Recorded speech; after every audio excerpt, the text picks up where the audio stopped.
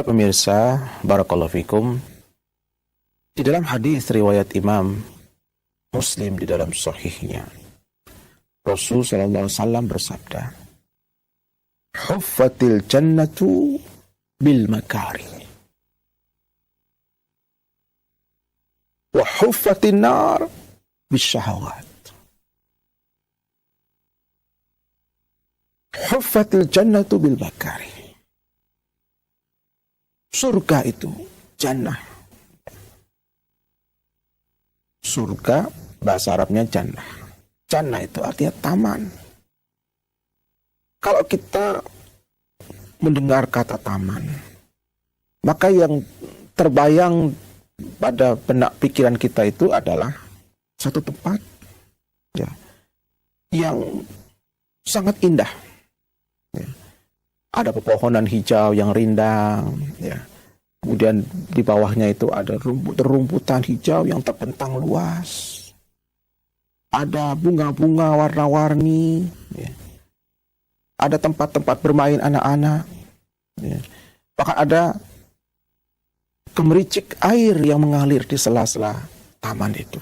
Bahkan mungkin ada danau buatannya, ya.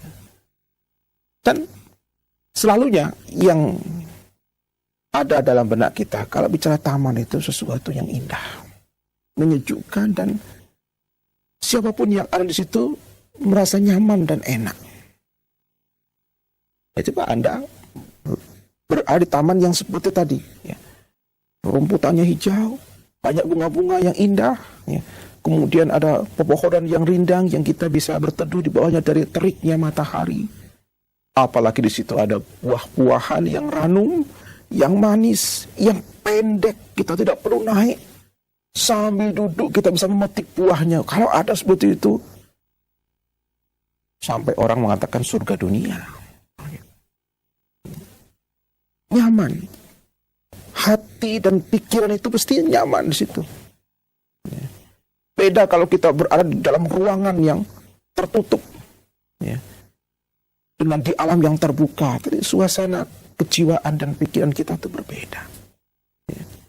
Di taman itu indah. Itu taman, apalagi jannah, surga yang sesungguhnya.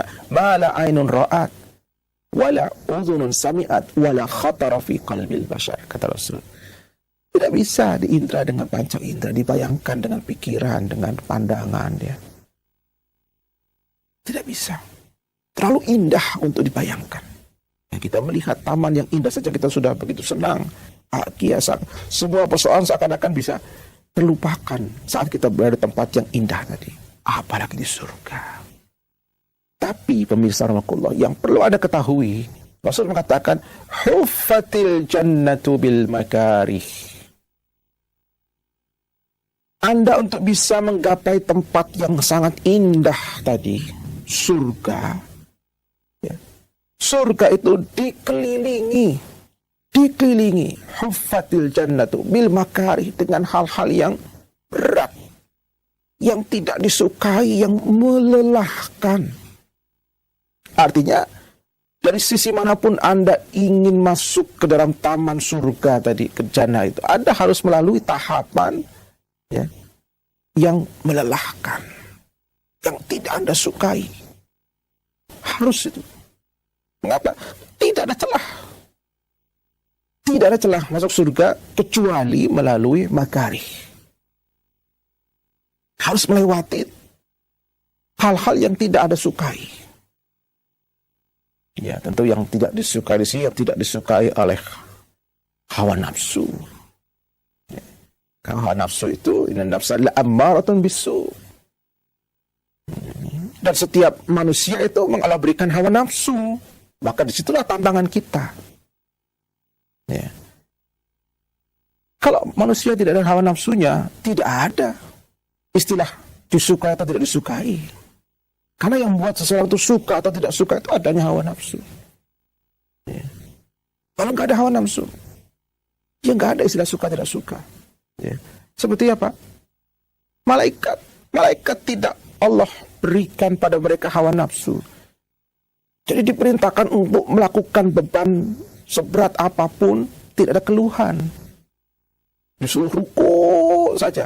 Dari diciptakan sampai kiamat nanti ada malaikat yang tugasnya ruku saja. Ada malaikat yang tugasnya sujud, yang nggak bangun-bangun. Mereka tidak merasakan lelah. Mengapa? Tidak punya nafsu.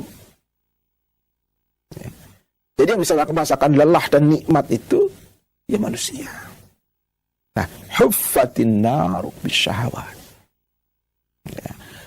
Sementara neraka itu dikelilingi oleh hal-hal yang disenangi oleh syahwat.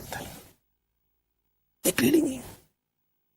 Maka hati-hati, kalau kita hidup ini memperturutkan syahwat, khawatir kita masuknya itu bukan di taman surga, tapi di kobaran api di neraka. An-nar itu dikatakan api.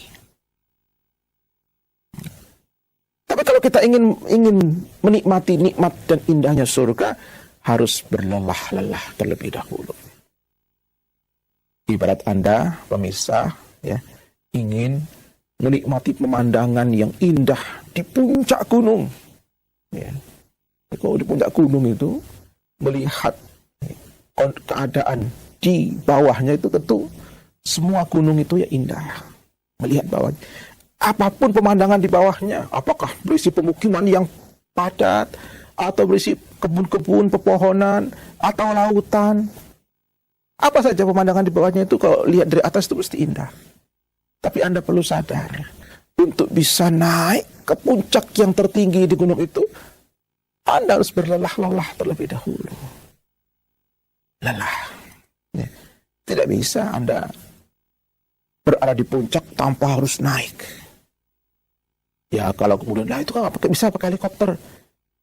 Ya tapi Anda untuk bisa menyewa helikopter, apakah Anda tidak berlelah-lelah? Berapa biaya yang Anda harus keluarkan? Itulah Anda harus bekerja dulu. Untuk bisa menyewa sebuah heli, untuk bisa landing di atas gunung tanpa lelah. Proses untuk mendapatkan helikopter itu melelahkan juga. Jadi melelahkan. Tapi setelah kita berlelah-lelah, kita sampai di puncak gunung, tanya para pendaki. Ya. Mereka mungkin mendaki berjam-jam, bahkan ada yang berhari-hari, tapi ketika sudah sampai di puncak gunung, rasa lelah itu semua terbayarkan dengan indahnya pemandangan yang mereka saksikan. Terbayarkan. Bukan lelahnya hilang, lelahnya masih. Ya. Tapi sudah terbayarkan dengan indahnya mata ini melihat pemandangan. Nah, ibadah pun juga begitu. Untuk meraih surga itu harus melewati makarih. Ya. Melewati perkara-perkara yang kita tidak sukai dan melelahkan tadi. Harus bangun pagi, sholat berjamaah di masjid. Nanti ketika jam 12 harus sholat lagi. Jam 4, setengah 4 orang istirahat, kita harus bangun, sholat lagi. Jam 6 nanti maghrib, sholat lagi. Mau tidur, sholat lagi isya. Maka tengah malam kita bangun untuk tahajud. Ya. Di bulan Dzulhijjah ini kita bangun untuk sahur. Untuk berpuasa, puasa Dzulhijjah. Melelahkan. Lapar kita berpuasa. Tapi nanti begitu kita berbuka, disitulah kenikmatan. Orang yang berpuasa lapar, lelah, haus, lemes badannya. Tapi kata Rasul, lis-shaimi farhatan.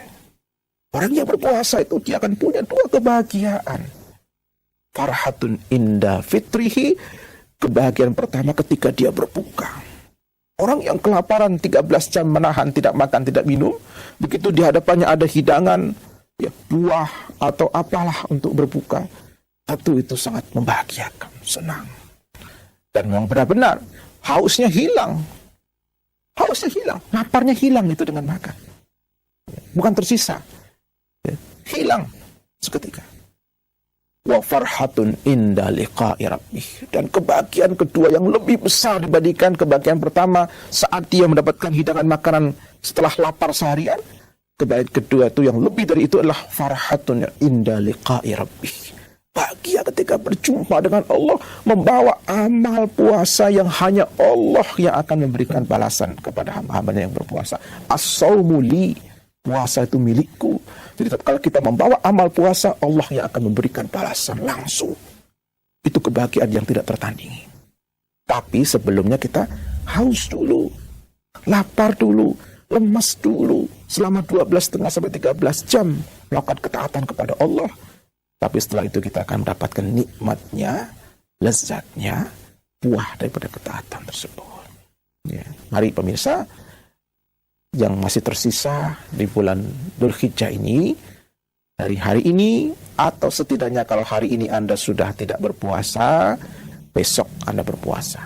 Hari yang ke-7 berpuasa, ke-8 berpuasa, ke-9 itu hari Arafah, puncak puasanya. Hendaknya kita betul-betul programkan diri kita untuk tidak ketinggalan. Ya. Karena ini hari-hari istimewa di mana kita belum bisa memastikan apakah kita akan ketemu dengan Dzulhijjah di tahun yang akan datang. Kalaupun ketemu, kita pun tidak tahu apakah kita masih mampu berpuasa karena kita tidak tahu kondisi fisik kita. Maka hari ini ketika Allah berikan kepada kita sehat, kesempatan, peluang, manfaatkan. Karena tidak ada hari yang lebih Allah cintai untuk beramal, melebihi kecintaannya pada hari-hari ini ketika digunakan untuk beramal. Ya. Wallah.